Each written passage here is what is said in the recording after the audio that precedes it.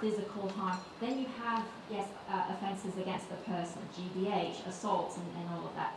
And then for the exploitation, there's the human organ transplant ordinance and so on. These different legislation, pieces of legislation deals with different parts of the element. What is really key is that, of course, in Hong Kong is a very international society. A lot of times, some of these elements take place overseas. So, for example, the recruitment and the exploitation takes place elsewhere. They come here, they make a complaint of human trafficking. What happens? The authorities will say, well, these crimes were actually committed overseas, and it's got nothing to do with our enforcement regime, so there's nothing we can do about it. So that victim, again, can find no help. The other issue is then you have a trafficker prosecuted for a lesser crime than he committed, because it's a little bit like murder. Now, when you look at murder, it is a crime on its own. It would be ludicrous for any criminal regime to come forward and say, we don't need the crime of murder because, well, we've got assault, we've got manslaughter, we've got GBH, occasioning actual bodily harm, and so on, and therefore we don't need murder. But we do, and the reason is it reflects the seriousness of the crime. And it's the same in this context. I think, Patricia, you've convinced me and all this that piece of legislation is mandatory, is required. And you mentioned also about victim protection. We'll come back to this issue later on, but let's turn to a big issue, money. Well, I know, Jeremy, you are a financial expert and you're a lawyer, and you've been tackling a lot of white-collar crimes, or advising your client not to do so, or advising client to avoid that. And Hong Kong does have a really tight anti-money laundering regime. We have to report to the Financial Action Task Force. We do have all these, mechanisms in place. And what do you think? Do we still need a piece of additional legislation telling us to tackle anti-money laundering deriving from, human trafficking activities? Do we need that, or is it a better piece of equipment if we got that? Thanks, Kenneth. I thought before I launch into that, I just wanted to take a step back. And there's been a number of comments this morning about how we need to follow the money and sort of references to anti-money laundering legislation. And $150 billion of profits a year, it's a lot of money, and money laundering is about integrating that into the financial proceeds into the regular financial system to disguise their financial origins. And if you can't do that, then $150 billion is worthless. And so anti-money laundering legislation, it's a global phenomenon, and it's generally the same throughout the world. It's obligations on financial institutions to know their customers, to assess the risk that those customers are engaging in money laundering, then use that risk assessment to monitor the transactions that they engage in, and then report any suspicious transactions to authorities. And so when there's been references to sort of money laundering concerns, it's not just about shutting off bank accounts and taking funds. That's sort of the end stage. But what I wanted to highlight was that financial institutions, and I think this was the point that the CEO of the Mekong Club was making, financial institutions play an integral role in intelligence gathering as well, and particularly an independent source of evidence to relieve the burden on victims, because they can provide objective evidence that they've gathered through their anti-money laundering programs. So to then take it back to your question about do we need legislation, we already have in Hong Kong an anti-money laundering ordinance, and those obligations I just mentioned are imposed on Hong Kong financial institutions. Human trafficking is a crime of many crimes, and we already have predicate offences, which is those offences that money is derived from, that then sort of the money laundering offence attaches to and these obligations attach to. What we don't have is this combined offence, which doesn't stop Hong Kong financial institutions from reporting these things, but I think the important thing, to go back to two of Lord McColl's points, it's a focal point for knowledge and for partnership. And so I think that's where this combined offence comes into play. there are already financial institutions, largely international financial institutions, that have exposure elsewhere, that are actively engaged in this area, and they're real examples where they've assisted in the disruption of human trafficking through the intelligence that they've gathered and the partnerships with law enforcement. I think what the legislation can do is really focus efforts and bring more financial institutions in Hong Kong into that fold, into the partnership and raising levels of awareness. And there's various ways that they can do that. Right, thank you, Jeremy. I think just Patricia mentioned one of the purposes of having a comprehensive piece of legislation is to fill in some gap, and she particularly mentioned victim protection. And I think, Tony, you do have some real-life cases to share with us about victim protection in Hong Kong. Are we doing okay, or what's your view on that? Yes, one of the things that STOP is involved in frontline work is helping victims preparing their cases to go for legal cases in terms of preparation of information. This involves us in taking a potential victim around different areas to get reports, to report it with the police with a crime, to get health reports, to get all sorts of documentation and information ready and available for cases to be prosecuted. Now, at the moment, we provide all of the fees and cover the costs of that. And at the moment, we do not seem to be able to have a way in which we can recover those costs from the government. So I would say that at the moment that victim protection as an official system in terms of frontline work is probably not a great shape in the way that we have it. We do find that there are some difficulties as well, that when we are taking a potential victim around different departments, different organizations to get this, then each time they are asked to tell their story, to describe their circumstances. And of course, for a victim of human trafficking to have to do this many, many times is hugely traumatic. And so, again, we see a lack of coordination amongst different departments and organizations that would have this understanding and approach of just what human trafficking involves in terms of the effect on the victim, and therefore to try to provide a much more coordinated approach whereby that story might be told once and then can be circulated amongst different departments and available to them. So in what way will you A few examples of how trafficking happens in Hong Kong. Now, maybe just a few examples. There's a girl, I met a girl some time ago in the context of dealing with the sex work related issues, and she told me about her experience, which was when she was quite young, certainly under 18, and her boyfriend incurred a huge debt. Her boyfriend turned to her and said, "Could you help me, please?" And she said, "Well, whatever I could do, let me know." So one day he said, "Come with me into a taxi." So she hopped on into the taxi, and the boyfriend brought her to a brothel in Kwok. She was taken into the brothel, and some people in there escorted her into a room. The boyfriend disappeared. Thereafter, for the next couple of days, she was raped by many men on a couple nights in a row. I believe she told me more than 40. And the purpose was to break her so that she would be useful in providing sex work.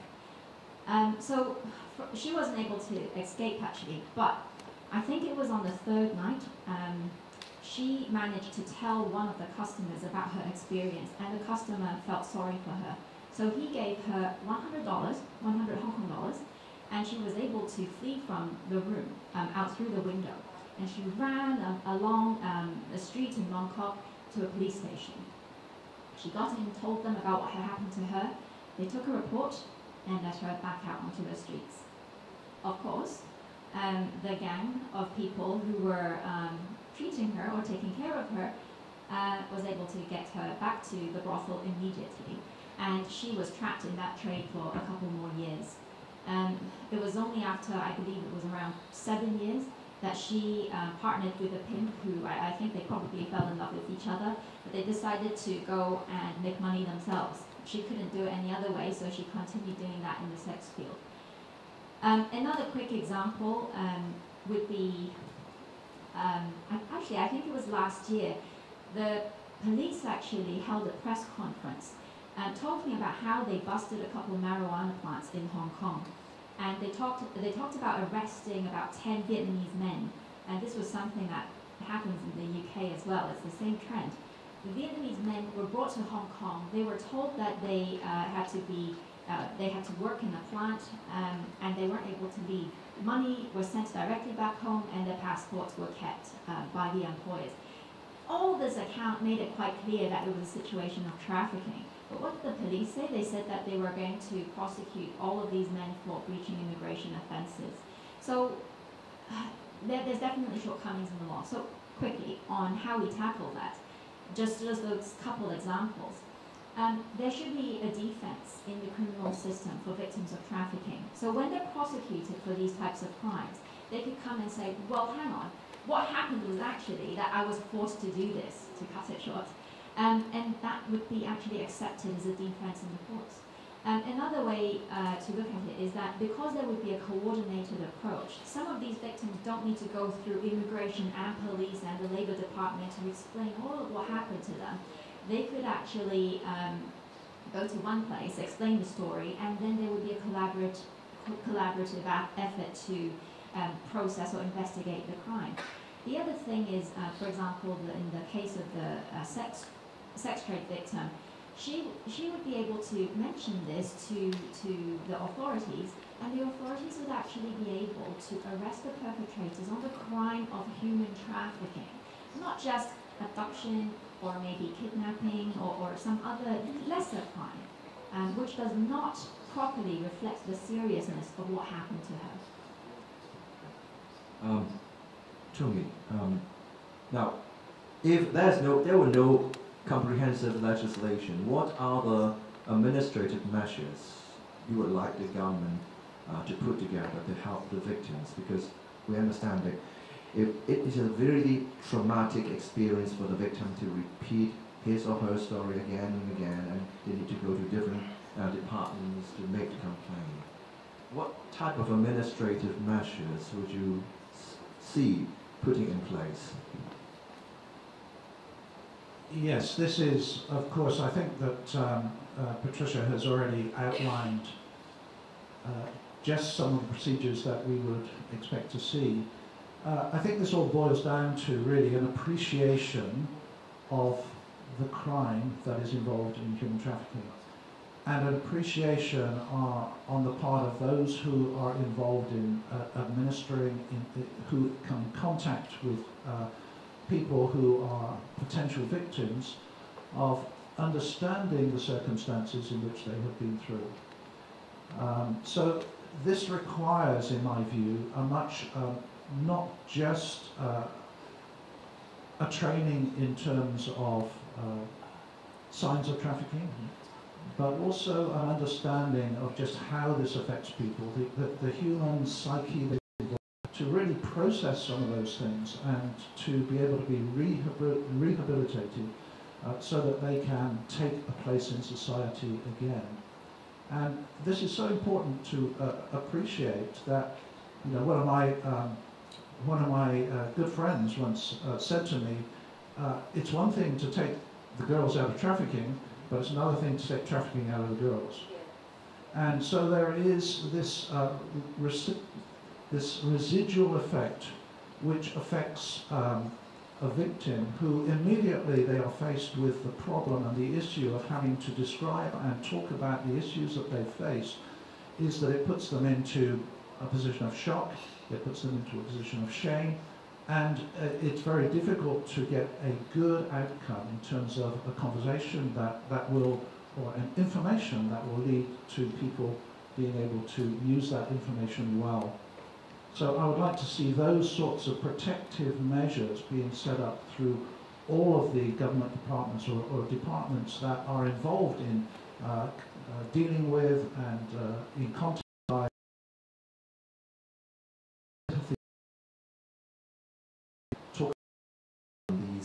various reports is that for these victims, they need to be, acting as witnesses in prosecutions in Hong Kong. And if they are illegal immigrants in Hong Kong, I think there should be a clear policy of, letting these victims stay in Hong Kong and possibly letting them have a decent work as well, so that they can continue to become a witness in these cases. If not, if they're being also prosecuted by the authority, how could they come up and act as witnesses to these traumatic cases? Patricia, back to you, because your draft legislation seems, we've been talking about it, we've looked at it, and there is a concept which I think you mentioned earlier, which you have not put into your legislation, which is called debt bondage. And what is it all about, and why do you think we need such kind of provision in the legislation? Now, there are many forms of trafficking. Debt bondage is one of the ways that traffickers use to entrap victims in a system. Debt bondage is part of a tool to lead to basically human trafficking or forced labor. And in Hong Kong, it's certainly a very common form, specifically in the domestic helper space. But actually, it goes a lot beyond that as well. It's also in the construction sites. It's also in kitchens, the people who are washing dishes. A lot of them are from Vietnam. A lot of them are people who are held by managers, if you will, and passports are held, and they have to borrow lots of money to have the grand opportunity to work in Hong Kong. But the money that they borrow turns into this bondage over them, because they had to work and go with whatever circumstance the managers tell them in order to repay the debt and actually get some money for themselves and go home and tell all their family members or children that now they can maybe have a better life. Then the legislation deals with human trafficking as a whole. So at the moment, it may not specifically deal with or efficiently deal with all the elements of debt bondage, but we're hoping that it's a starting point, because we're dealing with the whole problem of human trafficking. So whenever we find a situation where there's the act, the means, and the purpose, and often debt bondage being the means, then yes, we would be able to prosecute the perpetrators. So it's certainly encompassed within the broader purposes. One of the things is, though, you talk about provision of assistance and all of that, and I have to say it's a sensitive topic, because it's not appealing to the government to think about putting so much resources and money into this.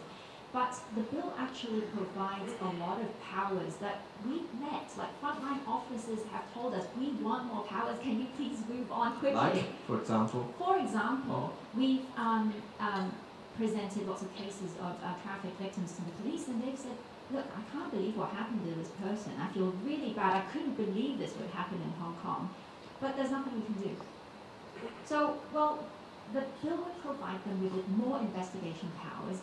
There are critical provisions in there, such as prevention orders, such as risk orders, so that if they look at a situation where maybe there's a risk of human trafficking happening, they could freeze assets of the person. They could stop the person from traveling overseas.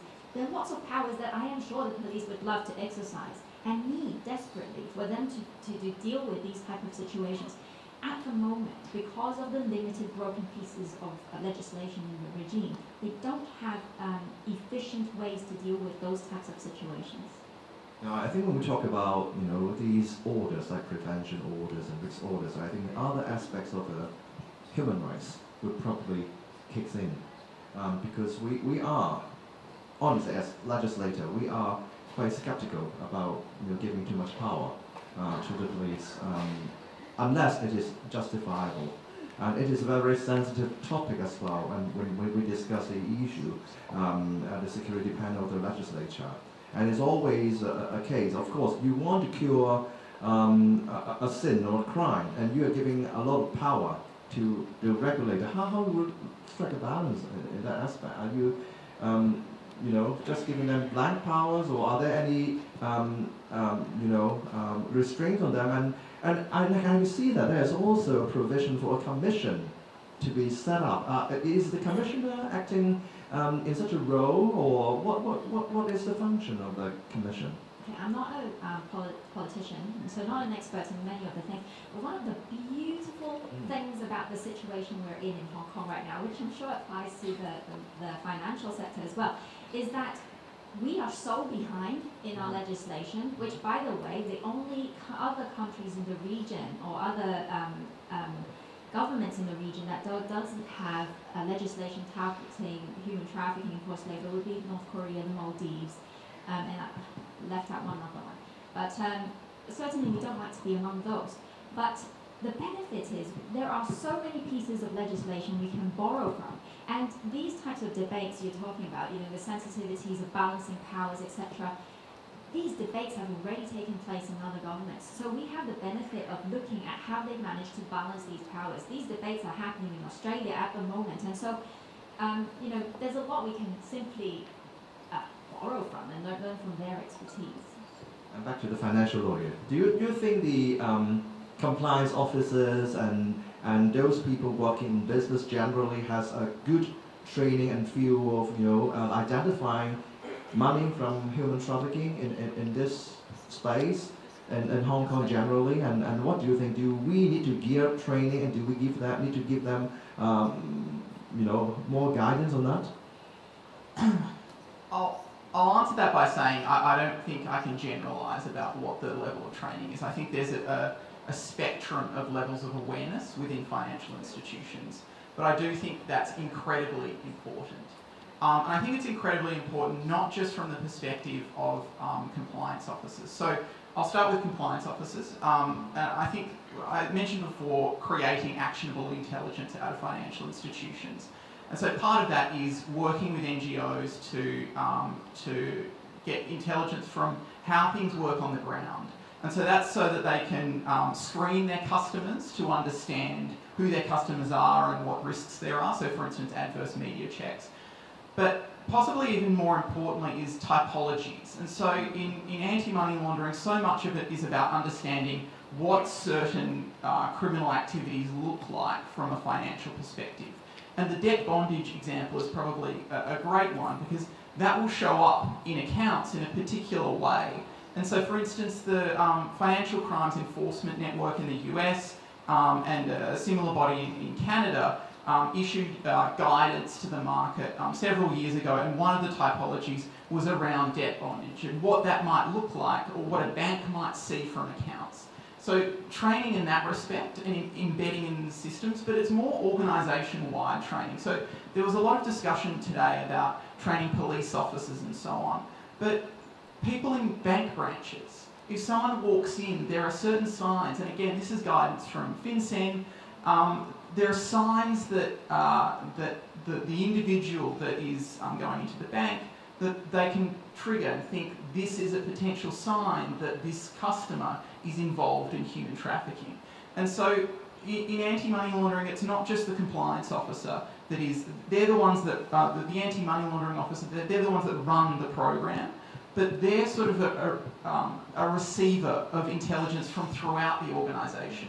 And so you need that education in order to make sure that the presence of the financial institution generally is acting in a way that they can recognise these signs.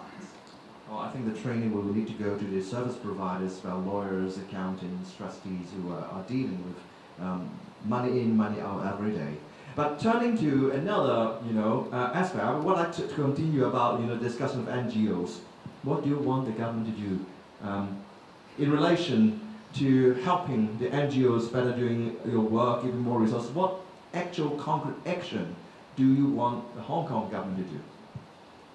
Very interesting question, and I'm glad you asked it. Give me the list, and I will check it to the government.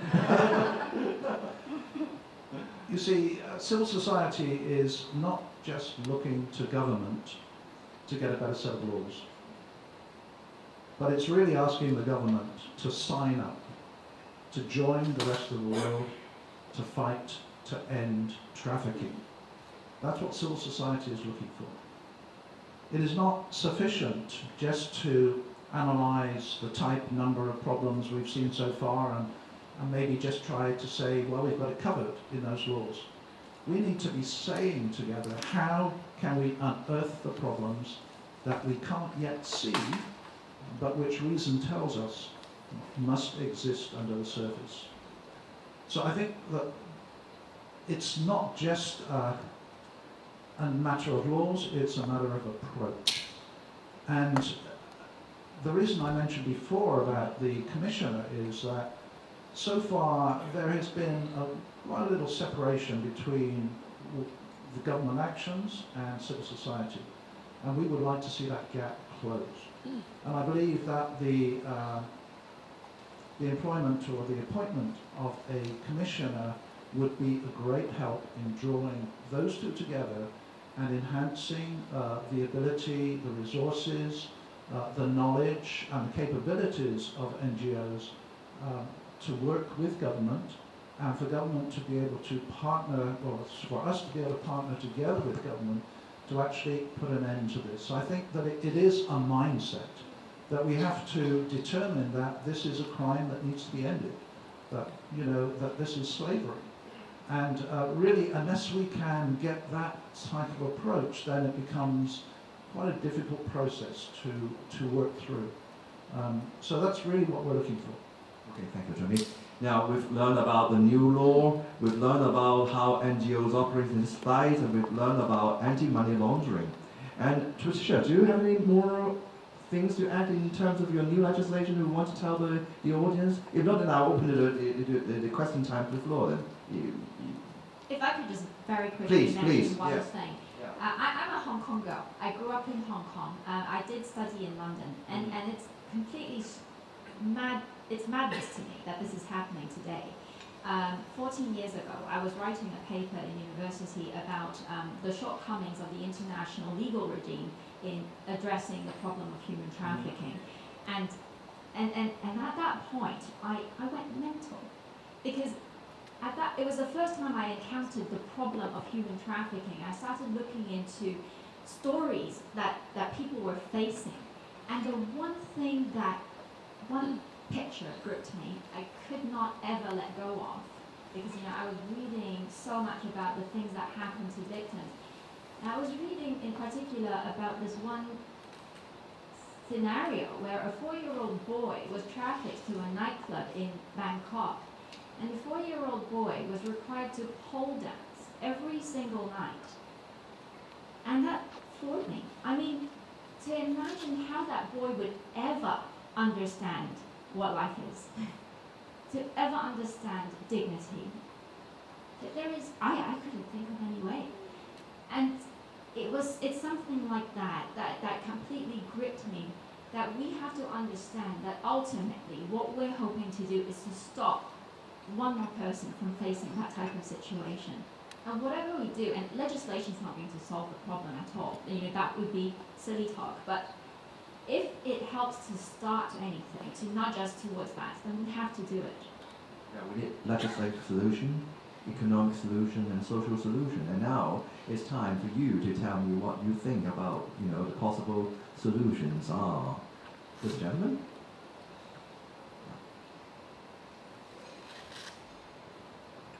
Hi, my name is Mohan Dawani. I am actually on the Equal Opportunities Commission, but since we're not talking about equal opportunities, okay, so I'm just saying this.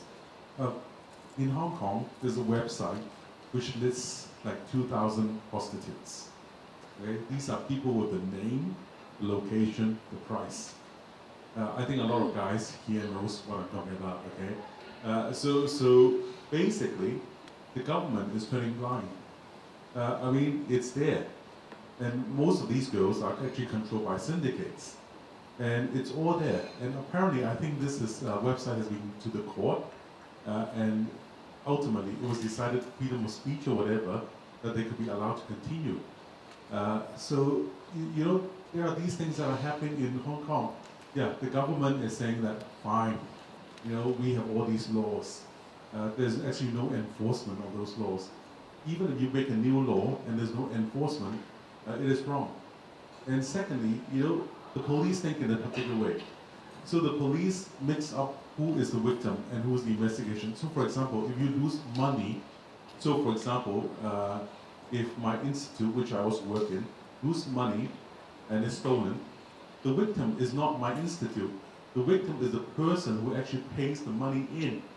That actually is in the issue. So really, you know, our whole way of thinking in our law enforcement, as well as the blindness in law enforcement, is actually contributing to that issue. So, for example, in your case, when the girl runs away to the police station, the police should have immediately went to the place. So you know, there was actually a lot of open, you know, deliberate, willful blindness. I'm also a lawyer myself, so in our system, and it doesn't make sense. There are things that don't actually make sense in enforcement. And I'm not speaking for the Equal Opportunities Commission. I'm speaking as a common, decent human being, and I've actually told Dennis these issues as well in our little web group. Thanks. Thank you. I think living off prostitutes in Hong Kong is illegal. I think that is specific legislation to deal with that. Although, I mean, when you talk about enforcement, it's a totally different space. Enforcement, evidence, prosecution, and sentencing.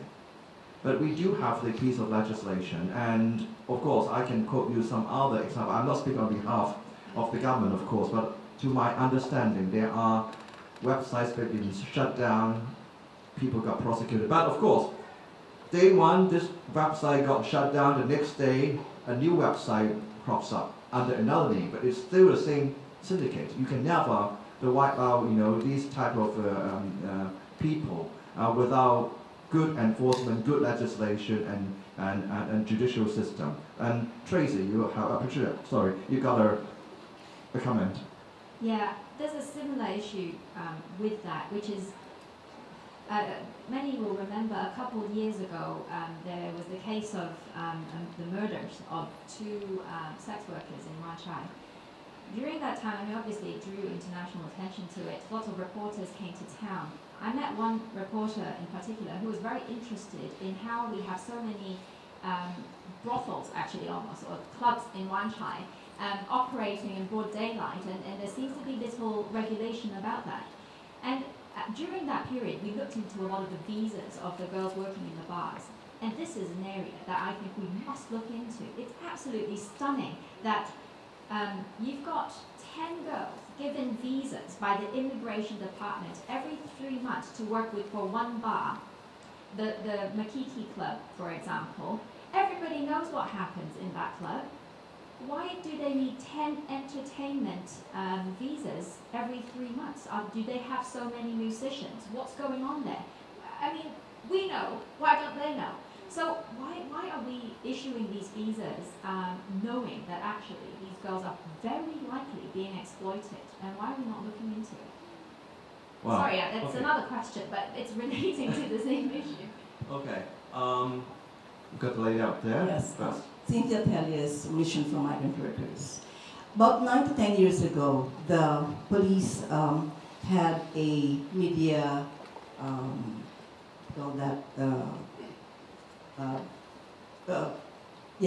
conference, saying that they have busted quote-unquote human traffickers. And they called a meeting with the members of the Coalition of Service Providers for Ethnic Minorities. They said, oh, we are so lucky that we're able to do this, and we are victorious, and we thank you for your cooperation, because at some point there was cooperation in taking care of the victims. And then we said, okay, who were you able to arrest? 2 Filipinos. Okay, how about Chinese, local Hong Kongese? Oh, no such thing. Hey, traffickers cannot operate in one country without connections. And then what happened to the victims? Oh, because they ran out of visas, so immigration arrested them for overstaying and for taking up jobs that is not contracted, illegal jobs. What am I saying here? It's not only happening to victims of sex trafficking, but also even among foreign domestic workers. When they report such a thing as a victim, they are not allowed to work. What case is going on? What happens? They are dependent on charities. If there's no charity, they are forced to go home. victims here are doubly victimized. And it also happens with money laundering issues. Some migrant domestic workers are arrested because they were the ones whose banks are being used by money launderers. And they are arrested, even without, even without sufficient proof. They are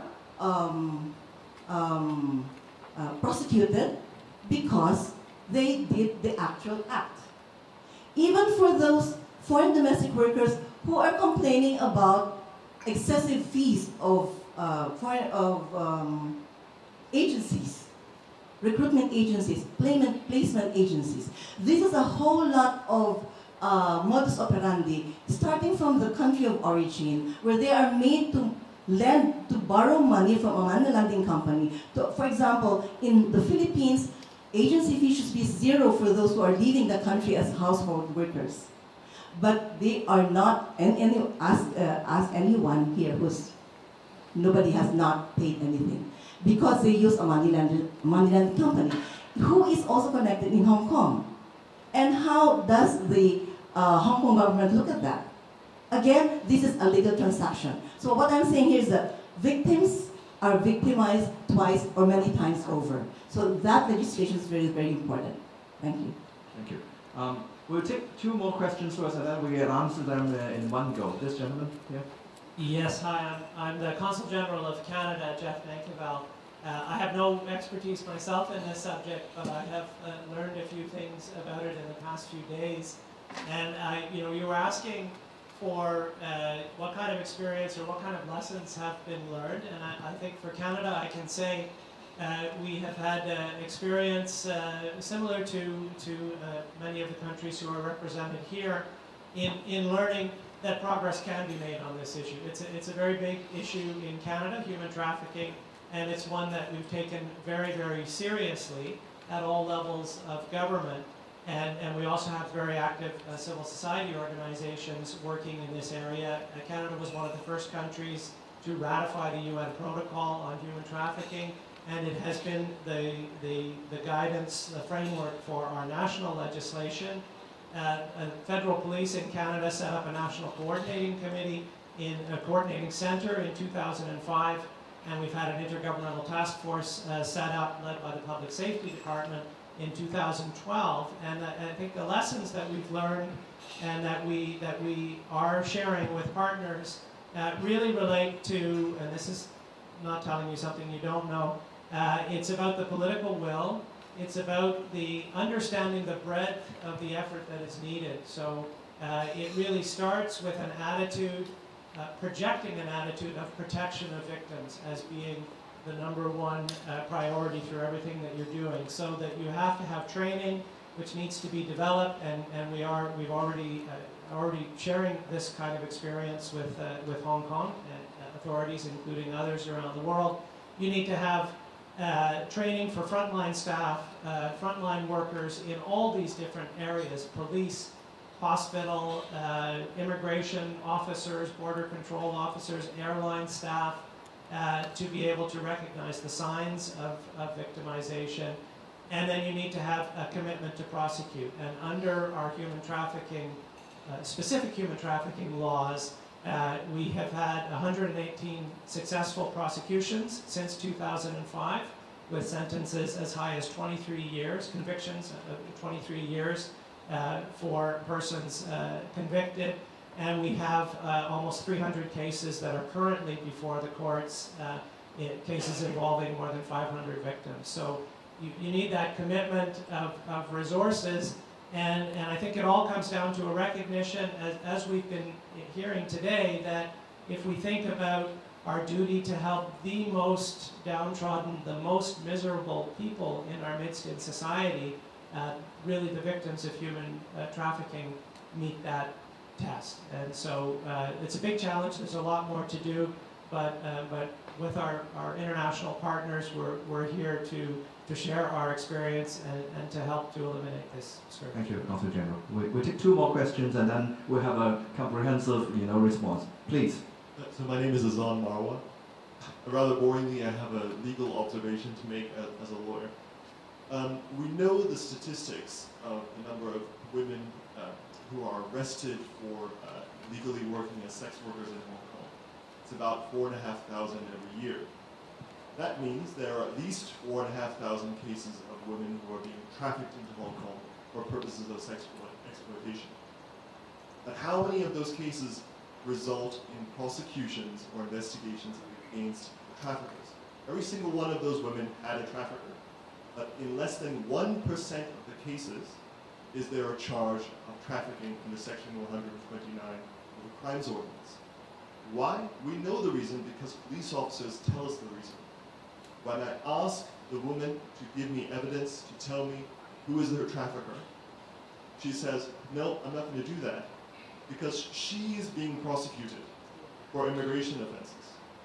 Despite the changes to the prosecution code, these women are routinely prosecuted. And even if they are not prosecuted, they know they will immediately have to go back home.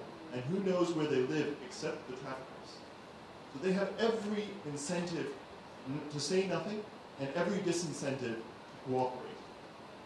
Now, I just, from my perspective, I think the simple solution would be to have some kind of long-term protection for whistleblowers and for victims in the event that they themselves may have committed a minor offense like an immigration offense.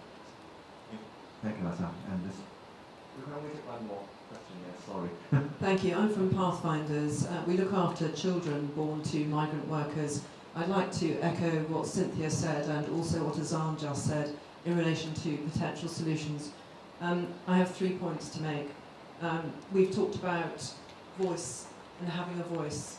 The children we've helped, which number some 2,300 now, are typically aged between 0 and 2.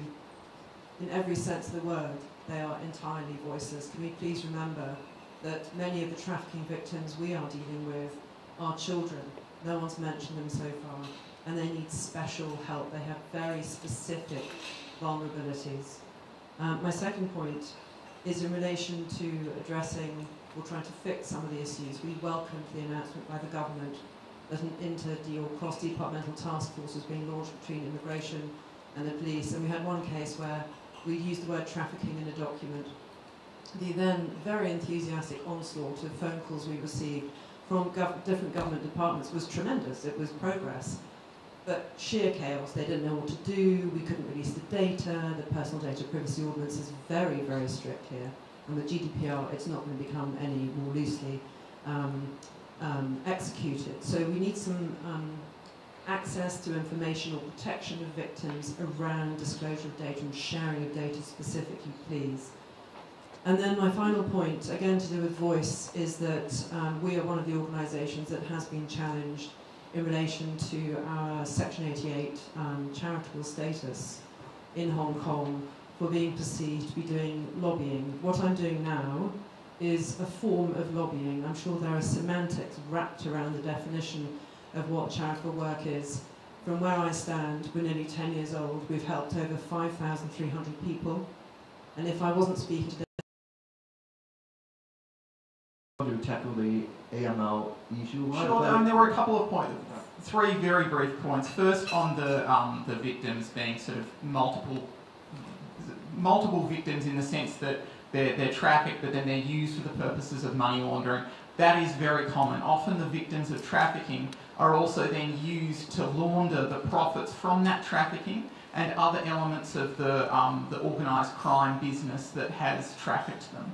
And so I think, that example shows why there needs to be education in law enforcement in particular about this issue and how complex money laundering works. On the Canada example, I just wanted to mention, in terms of financial institutions' involvement, that's a great example. When the guidance was released, setting out various typologies, suspicious activity reports increased 500% year over year, and that resulted in actionable intelligence that then resulted in real prosecutions of traffickers. The last point about information sharing, that's a real concern, particularly with financial institutions in sharing information across borders that can result in actionable intelligence. And all I'd say is that the US is leading the charge here. That there are various exemptions under the US Patriot Act, which facilitates the sharing of information to combat, amongst other things, human trafficking. So that's maybe something that the legislature could look at here. Yeah, sure. Now, about the proposed modern slavery bill, ultimately, we just plead the government to consider introducing this bill from their own account. The bill itself, well, of course, never perfect. It does deal with some of those issues. For example, Kay, on the issue about information, the risk orders and the prevention orders could force some of the people to provide their addresses and so on to the authorities so that they could track them and follow up on potential trafficking offences. And on the example cited by Azan about the lack of prosecutions, well, I mean, to an extent, you also looked into writing into the bill the defense that, if you have been a victim of trafficking yourself, then you shouldn't be prosecuted for the events. And actually, in fact, the prosecution code, the existing prosecution code, should be operating in a way that allows for them to provide information without being prosecuted as well. However, I think the account so far that we've heard in the legal community is that it's not necessarily being implemented very well. So, yeah. Okay, my add-on to this is about Section 88 of the Inland Revenue Ordinance about charitable status. I think it's not ideal for the Inland Revenue Department to be regarded as a department to recognize charity. It's just for revenue deduction purposes that you've got this section. And I've been advocating that a charity commission be set up in Hong Kong to deal with charitable status of NGOs, and it is important. It is a very important organ. But this is outside the topic of this space. But just let you know, Section 88 is not ideal. And I'll pass the microphone to Tony, who will wrap up the discussion. Well, I think it's been today an amazing opportunity for us to be able to consider what civil society is involved in and the number of NGOs who are working in various of the specialized areas to try to bring some light and some relief into the trafficking issues that are here. Clearly, in order to move forward, there is, I feel, a sort of glass ceiling for NGOs.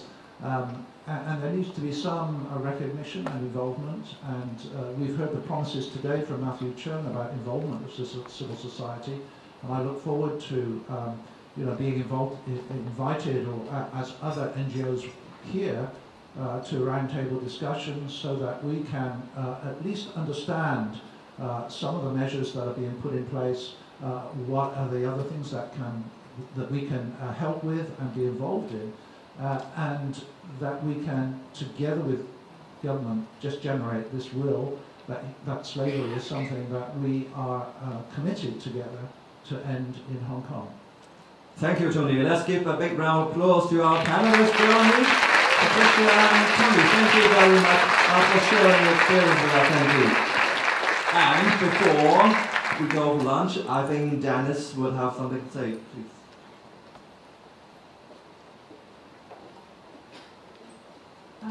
May I now invite Mr. Dennis Kwok and Mr. Kenneth Leung to present souvenirs to our panelists.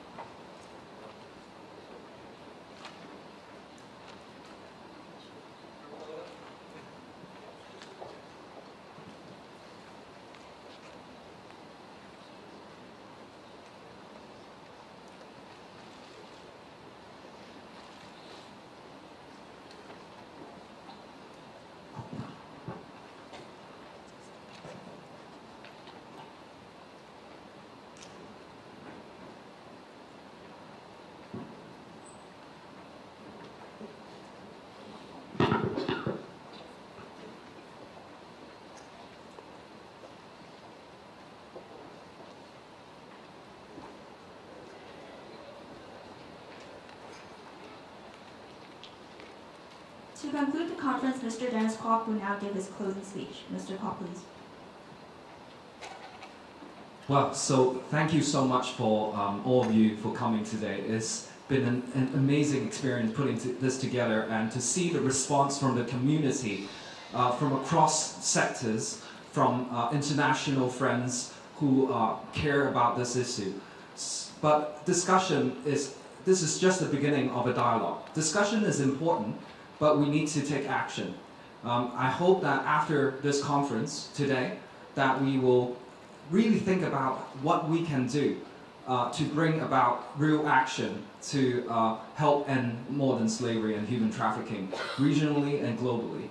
I believe there are many solutions that we could work with, and civil societies is very important. Our partners in civil society are the ones on the front line who are dealing with actual cases on a daily basis. For us legislators, we can be slightly removed sometimes. When we think about what laws we need to pass, think about how to lobby government, sometimes we don't see the real cases and we don't feel the real pain that are suffered by victims. And that is why we need to work with civil society. And I thank all of you for your work in this area that you've been doing for a long time. Politicians are always slightly slow in picking up things when they really should be acting faster.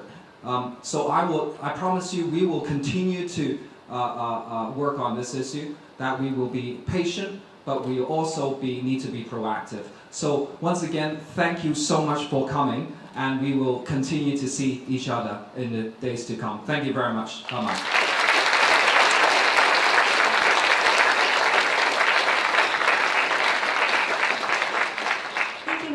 May I now call upon all the panelists of the first and second panel to come onto the stage to take a group photo.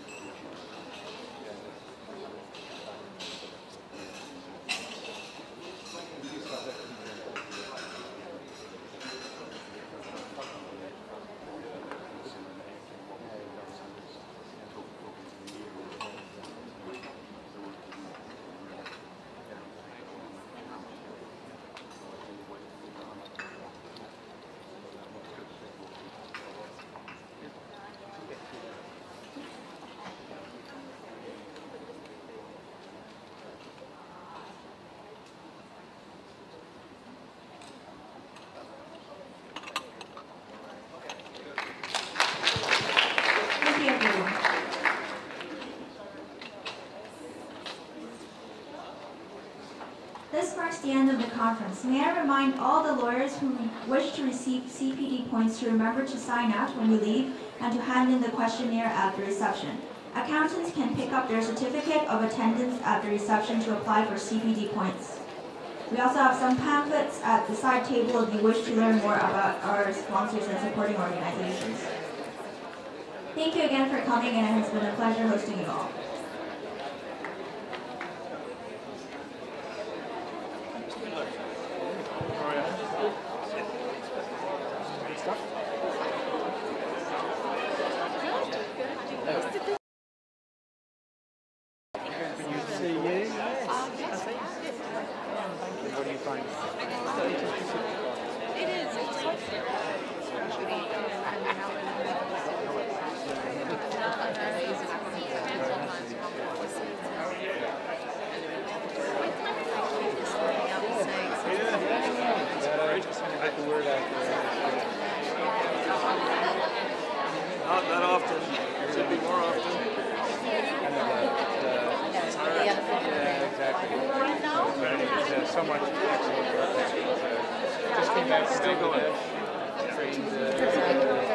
I know you did. loved it. Yeah.